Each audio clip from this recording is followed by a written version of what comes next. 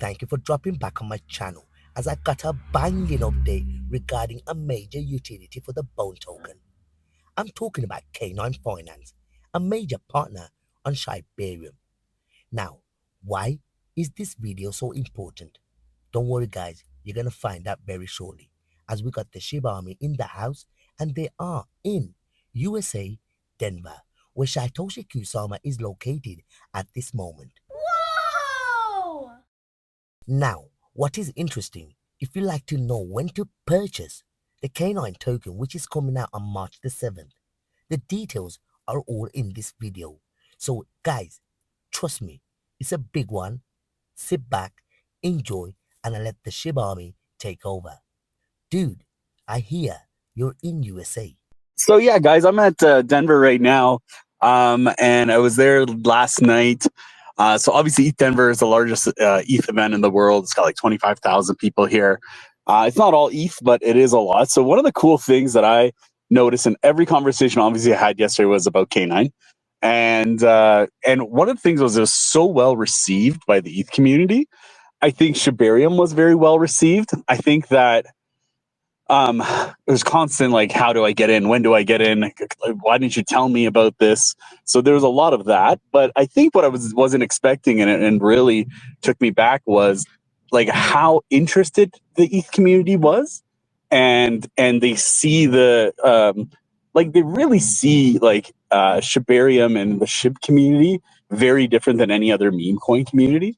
So I think that we're doing the right things. I think the network that Buzz and I have, especially in the ETH community from a developer perspective, can only enhance our product and our project.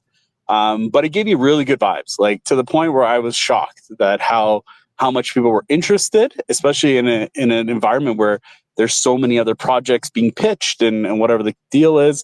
I was able to speak to some really high level people, very high up in especially the ETH community, and they all want to get involved. So if you're in already on K9, great. It's really positive that these conversations are happening. I'm going to go pound the pavement some more. I'm actually on the way to the event right now to just really preach the gospel of K9 to people, and it's really remarkable how they're taking it. That's so exciting. If you get an opportunity while you're out there, make sure pictures and videos. We'd all love to live vicariously through you getting out there yourself. We are not all able to make it, but I'm sure it's awesome. And if you guys have never been to an event, I did pin one of the posts up top about the event that they have in Canada for Toronto and blockchain futurists too. So make sure you guys look up top and check out that if you are able to travel, or if that's closer to your area, crypto events or something else. And the way things are going right now in the general market and stuff, yeah, I'm sure it's a good time. I've been to events when the market was worse, and I know that it's like, yay, we're keeping a good positive sentiment. So I'm sure ETH Toronto is a good time right now. And thank you for checking in too. Buzz, are you ready? You want to tear into a little bit of news? Because I've got a list of things in front of me that were just things throughout the week. Because like I alluded to at the beginning of this, we're a week away from token generation. You said you're busy. Mayor's busy. Everybody's busy. Even everyone down, even in the Telegram, because we got so many new people joining. Everyone's busy. So why are we busy? What's coming up in 7 days? Token generation event, right? So what happens in 7 days, Buzz? Like, what are we supposed to expect for tokens and stuff? And you don't have to say it like you're talking to people from the outside. We're already here. You don't have to sell it to us. When's the tokens coming? What's happening? Yeah, so I think for anybody here that participated in the pre-sale, I've set some time aside on Sunday night to actually send people their pre-sale tokens. When people get them, the transfer function in the smart contract will be turned off. So you won't be able to do anything with them other than add the contract address to your wallet. And until the multi-sig for the DAO turns the transfer function on, which will be on March 7th, which is the TGE date, you won't be able to move them, you won't be able to trade them, you won't be able to do anything. And that'll be the case with everybody. And then on March 7th, right around noon, the DAO Treasury wallet is the only wallet that'll be able to move K9 tokens at that time. And the only action that we will be doing is adding 50K worth of K9 and 50K worth of ETH into a liquidity pool on Uniswap. And after we do that, we will wait several blocks. and then we will make an announcement that the pool is now live with the contract address. There will be the official contract address will also be on our website.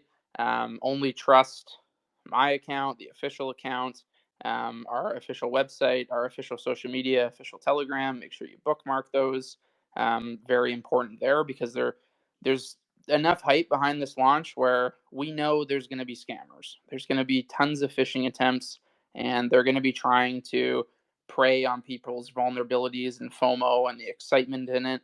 And it's just very important that you take your time, make sure that you're only getting information from a verified source. If you do have a question or something sounds fishy, go to the chat and ask.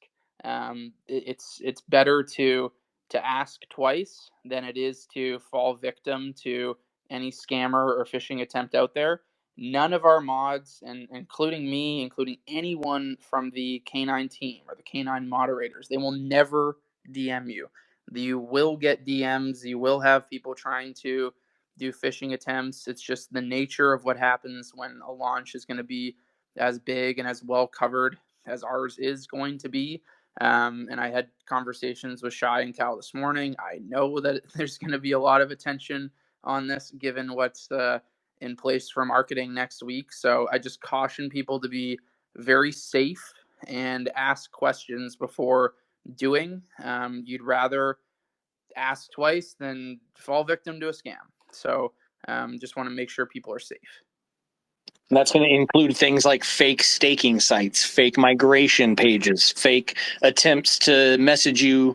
You know, if you use certain terms on X, you're going to get DMs from accounts. This is all, I don't want to call it standard stuff because I'm not trying to dismiss it in a way where we're not taking it seriously. But if you've been around for a little while, you've seen these things before. But don't take it for granted. Like fake emails, you know, saying we need your seed phrase, it's MetaMask, and we need you to log in, send us your information and stuff like that. All this is real and things that people have lost money to before. So be very careful, particularly with Wallet Connect or any type of wallet signatures and stuff like that. Like Buzz said, if you're going to do it, make sure you come somewhere and ask, verify where you got it from.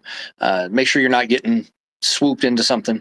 I want to ask a couple of questions. I want to pretend to be the DGen investor for those of us in there in the community that might have questions like this. So you said you got, you know, sniper protections in place. So what's stopping me from sniping this? Do you have some sort of massive tax buy wall or something right when this goes live that's going to stop me from getting through if I've got some sort of sniper tech, or why can't I get through? Yeah, I mean, there's the question of like, hey, is there sniper protection on this contract? Often comes from people who just don't want to. Often the question comes from people who want to build a sniper bot themselves. But the other use case is that people don't want the entire supply to be purchased, so that it ruins the project. So I want to talk about just things that we're doing to make sure that the launch goes smooth. First off, only 7.5% of the circulating supply will be in circulation. And we are the ones that are adding liquidity and locking that liquidity. So we're going to be the only whitelisted address who's able to add liquidity and create a pool, which is a really great thing for phishing. Snipers are going to see us add liquidity. They're going to try to buy, and they won't be able to because the transfer function won't be on until we turn it on. So once we turn on the transfer function, that's when people will be able to buy. And other things we're putting in place. I mean, that's a huge one, but other things are that the contract address will be posted probably Sunday night, so that people have it like well in advance. And there's added protections that come with that in second and third layers. There also is a immediate buy and sell tax, so 3 and 10%. So there's a sniper tax there. So there's a lot of things in place to protect people, but at the end of the day, snipers are going to come, and we've done everything that I think is reasonable and our team thinks is reasonable to make sure that the launch goes smooth, and we're very protected. Is there going to be a max wallet? Like, what if I'm really excited? Is there a max wallet I need to worry about? No, there's no max. The theoretical max comes at how many tokens are in the pool. So when you're buying a token on Uniswap, there's only 50K worth of liquidity on the K9 side in the actual Uniswap pool. So if in the I got this question in the chat yesterday. It was like, well, what if somebody buys $1 million worth? Well, and there was a sniper bot.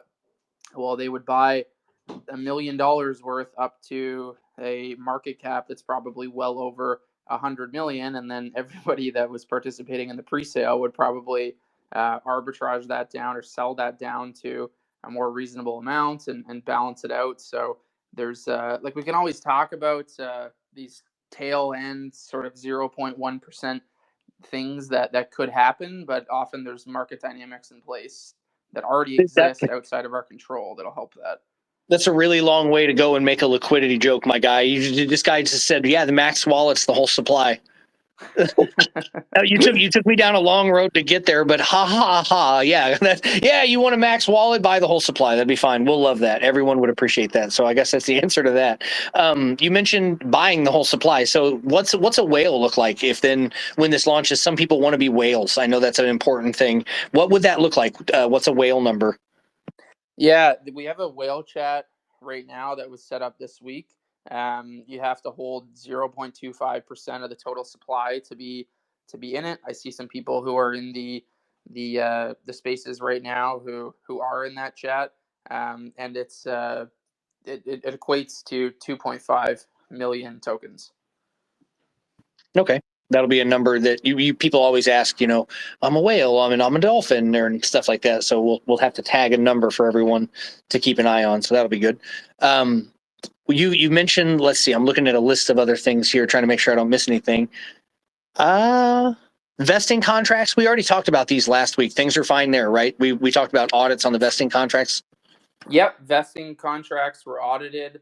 UI is currently undergoing some extensive unit testing this week.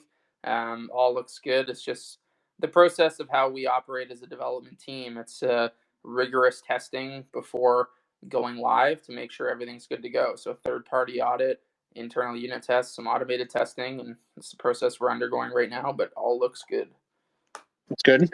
One thing that people are going to ask for, like literally as soon as you turn on trading, right? What the first question is going to be when coin market cap, when listing, right? So those types of things, you have things in place to make sure. And this is where if Lightspeed were here, I'd put him on the grill for this type of stuff. Having the contract a few days early allows for the early work to be done and for this stuff to be submitted, right? Yeah, so Mr. Lightspeed, who is the part of the DAO, and he's responsible for listings and data aggregation. He's already started the initial entries, if you will, to places like CoinMarketCap, CoinGecko, EtherScan. There's a long list of like 100 different places that I want to say that he sent me that he's already working on, and all of that is very much so in progress.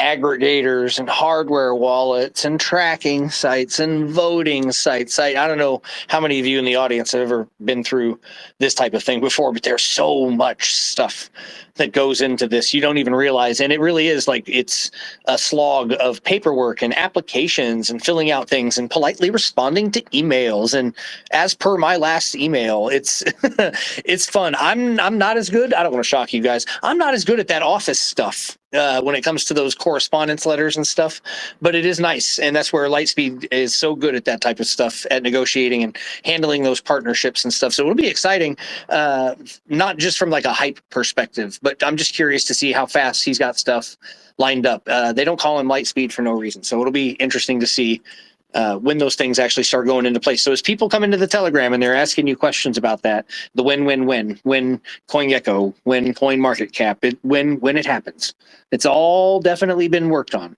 We're also listed on. This has changed a lot too in the course of the last couple of years. It's used to be just like a process that anybody could do themselves, but now it's like if you want them to speed up, you got to pay them money to do so. And we're trying to start well in advance, where we're preserving the DAO treasury and making sure that the treasury is used for things that are furthering the mission rather than just doing something 2 days sooner on CoinMarketCap when hopefully they get to it in time.